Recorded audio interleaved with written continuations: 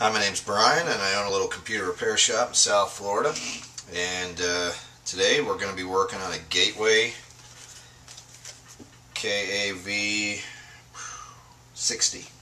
Although a lot of these were made under different brands, so the KAV60 brand could have been like an Acer or something else too. So for now, we're just going to call it a KAV60. Really, what we're going to do is we're going to disassemble it. And in this model here, this particular one has a loose power jack. Thing is like floating around in there. And the client actually told me too that she's, and I'm not sure if this is the case, but have been getting shocked from the touchpad. I'm not sure if that actually happened or if it was static electricity, whatever. Okay, so just so we're clear on what we're going to do today, we're going to disassemble it down to the motherboard. And then we're going to epoxy, and I use JB Weld. We're going to epoxy that back in, and we're going to clean the fans. We're going to do all the normal stuff. So what you're going to need, 3.5mm magnetic tip screwdriver. If you don't have one of these, you can get a regular 3.5mm magnetic tip or something close to it, and you can create your own magnetic tip by dragging it across a magnet. I made another video, and I will create a link somewhere up here, and you can click and go there, or at the end of the video or something. I'll do that, so you can see that how that's made. That's really fun. If you have one, if you do more computer repair, that's a really good thing to have. These two things are called spudgers or black sticks. I get these from Amazon or eBay. These are the same tools that Apple uses, non-marring tools. They're really super handy. You don't have to have one, but I would suggest it's not a bad idea. A piece of paper here with a little piece of old credit card that I cut up. This is to mix my epoxy because it's a two-part epoxy. And oh, this thing. This is a little bin that I created. I have a bunch of these that have labels in them, so I can put my screws in there and stay organized. Alright, let's hop in. You can take the battery out. Always remove all sources of power when you're doing anything. That battery is a source of power, therefore it needs to go. The next thing we're going to do is remove every screw on the bottom of this computer. And just so you're aware why I'm doing this, it's not because the machine is 100% broken. It's not. That is not the case. The machine is fine, but there's a couple little issues with it. One being the power cord is coming loose. The jack is coming loose. And if that's not remedied now, the person using it is going to eventually snap it off or break it or cause even further damage to the motherboard, whatever it is. And if my guess is correct, this power jack here is not soldered directly to the motherboard. It's a little wire that they've run. We probably can see it once we remove this panel here. We won't be able to actually do the soldering that we want to do without pulling it 100% apart. So we're just going to pull that off. That's the hard drive cover. Pull this screw, slide the hard drive out of its container, pop it up, take that out. Oh, no, I'm wrong. Actually, you can see the wires, but you can't see the jack. That's no big deal. And just to give you an idea, I've never actually taken one of these apart before, but I take apart a lot of laptops, a lot of little devices and gadgets all the time. And so I just go with it, man. We're going to learn together today. Alright, take that out.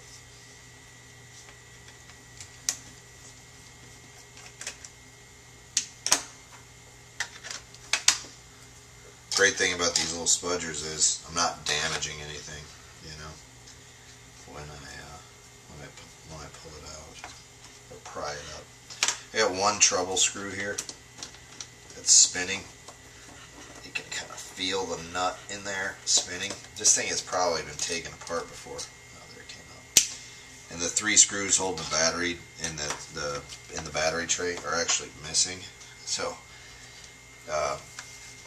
yeah. So it's been worked on before. We know that. The shift key is coming off. So this is a heavy use machine. My guess is that we gotta get this keyboard out of here. That's the next step. We're gonna go ahead and do that. Pry that out of there. That's where this non-marring tool comes in really handy. Unless we can pull this whole top panel off. Sometimes you can do that. Just pull the whole thing and the whole thing comes up. Let's give that a try. Let's see.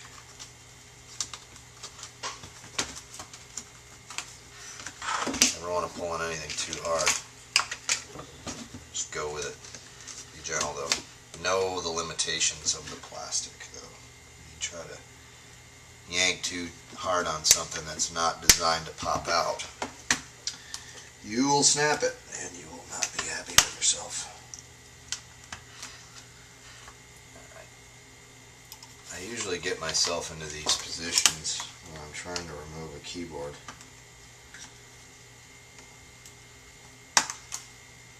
And the non-marring tools are not wide enough, or they're too wide to get where I need to go with the keyboard, so I use a little metal screwdriver. There we go. That just gives us just enough clearance so we can, I'm having trouble seeing what I'm doing here. Gives us enough clearance to get a screwdriver or even a non-marring tool underneath, and I can feel already that there's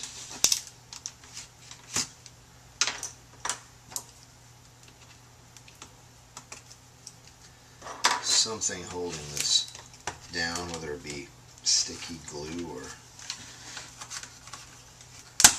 something. You kind of feel that, so you just want to be gentle. There we go. Maybe somebody spilled something on it. That's actually what it is. And it's sticky. Alright, great. I love that. Oh, yeah, that's gross. Alright, so, got the keyboard out. My guess is that this is a child's computer, that their parents bought them. And this is these screws right here. The reason why we weren't able to pry up all that red plastic. And actually, let's put those there. So we need to get those out.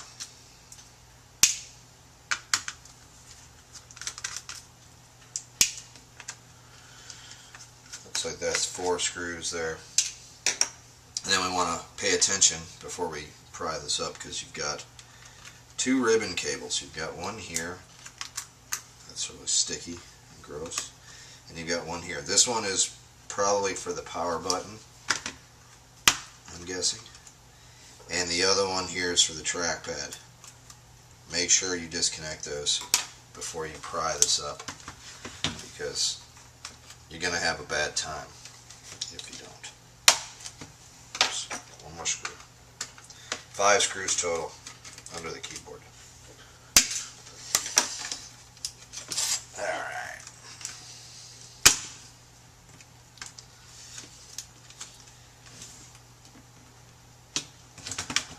Okay.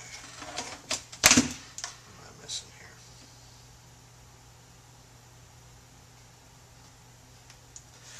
Don't see anything missing.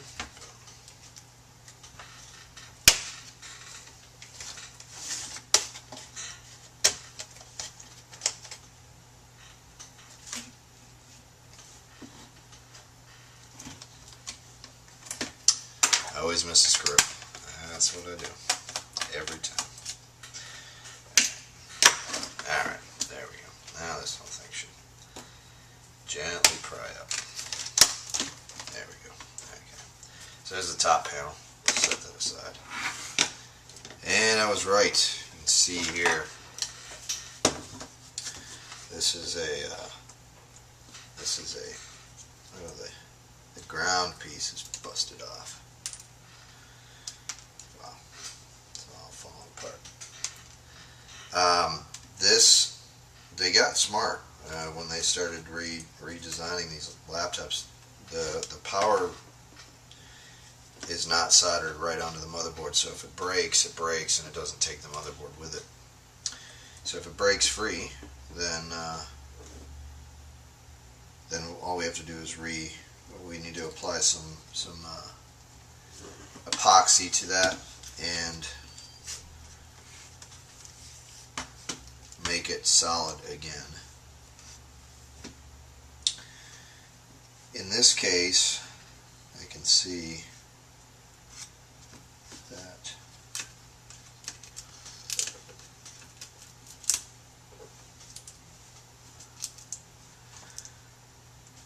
probably just blow the compressed air and blow the dust out of that fan.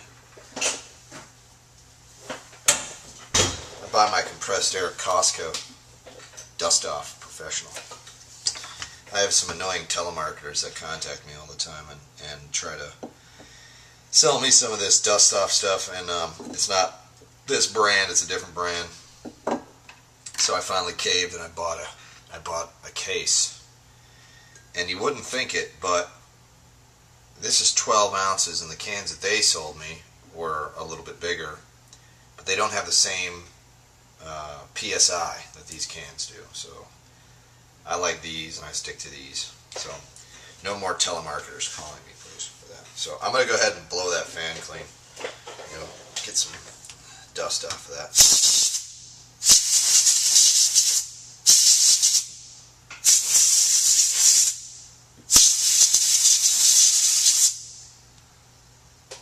Chunks of stuff falling out of there.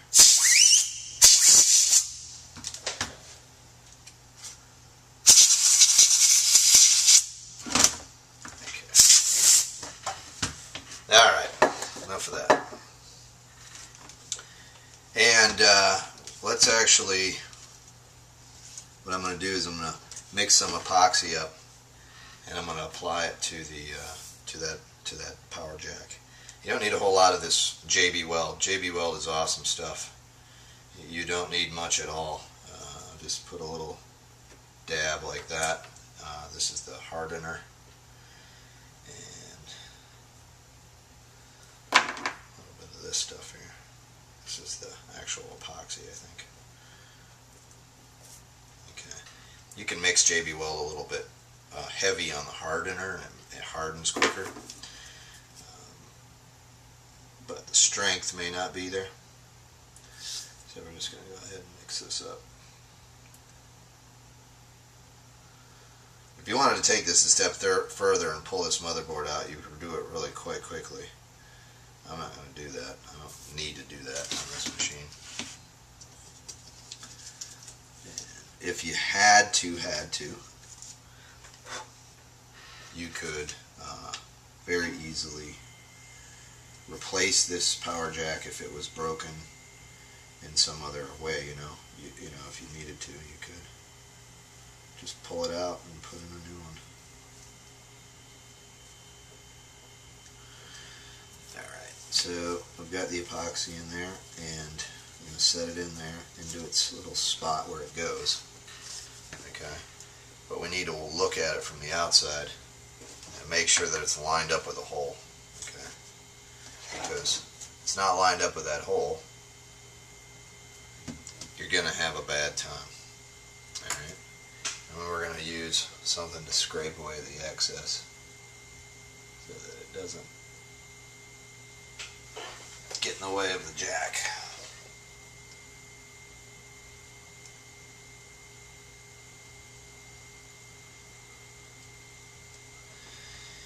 And that's it. Now we're going to have to let this thing sit for a while and let it cure. And once it cures, then we'll put it all back together. And I'm going to give us probably about a day to actually cure. And we'll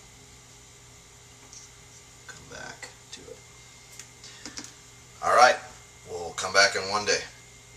Okay, so now we've let the epoxy set up for a day or two, and we've got a really nice solid connection. JB Weld takes 24 to 48 hours to really set up nicely, and so we've got that done. So now we're actually going to go through the reassemble process, and I've got all my pieces here. I've got my nice little bin here that's got all my screws in it and my panels in it, and so for reassembly we're going to use a couple of spudgers. These are really important, and a 3.5 millimeter flat 3.5 millimeter Phillips head screwdriver, and we're going to reassemble. We didn't have to take the motherboard out to get this fixed, so we're just going to go ahead and continue. And what we did too is we cleaned the fan and the heat sink. I suppose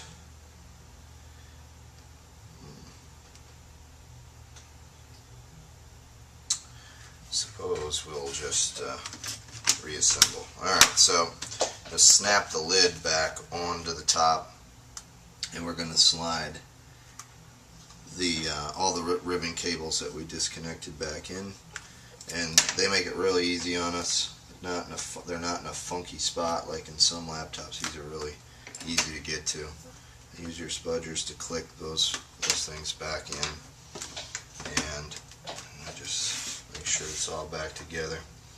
And take our screw sets, and we're going to reapply our screws.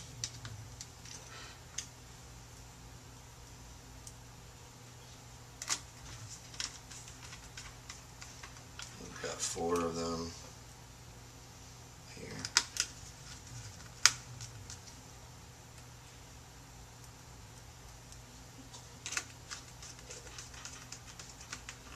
Okay.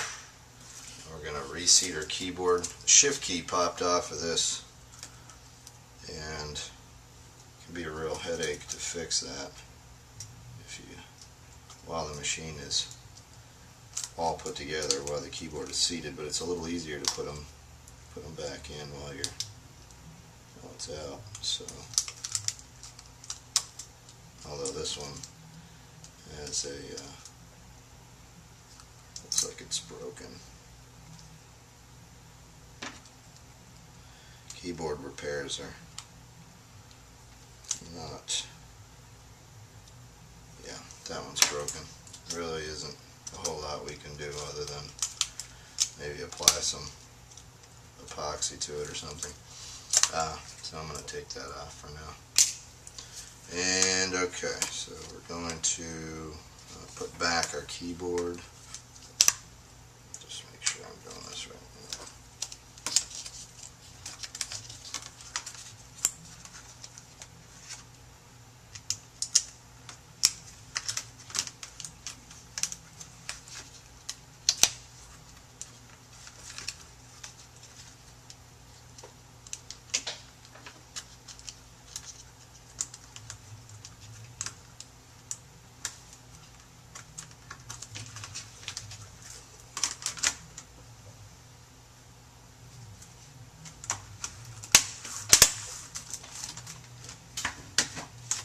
Snap it back all into place.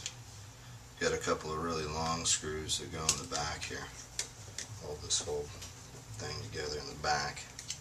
So the 2 big long screws we pulled out of the bottom, those go into the back 2 screw holes next to the battery. And then the rest of these go into all their respective places. They're all the same. The rest of the screws that are on the underside of this laptop are all the same, so no need to think about where they went. Just find an empty space and put it in there. Alright, so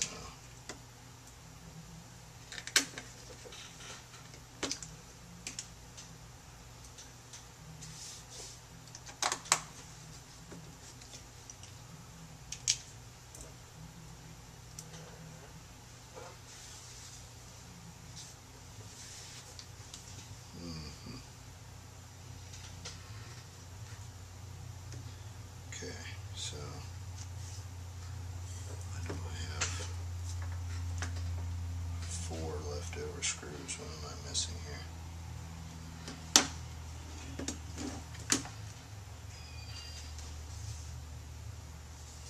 3 there. Oh, these are for the panels. Okay. Yeah. Alright, so pop the RAM back in. Pop the hard drive back in. That's what's great about having this little bin, is it keeps you accountable. You're like, why do I have 4 leftover screws? I shouldn't have 4 leftover screws. I should have 4 leftover screws. I should have exactly 4, because the panels on this device, the screws actually come away from the panel. A lot of the panels on laptops don't do that. They stay with the panel. In case you take them apart, the companies figure that you're not responsible enough to figure out where they go back to. So they put a little lock ring in there to keep them from bouncing around, which is a good idea. I mean, that way you don't lose them. But in this case, they didn't do that, so I had those left over. So got it. One more panel. Put it back in. No leftover screws, which is great. And battery slides in, clips in, and slides in. Doesn't move. That's nice. Let's turn it on.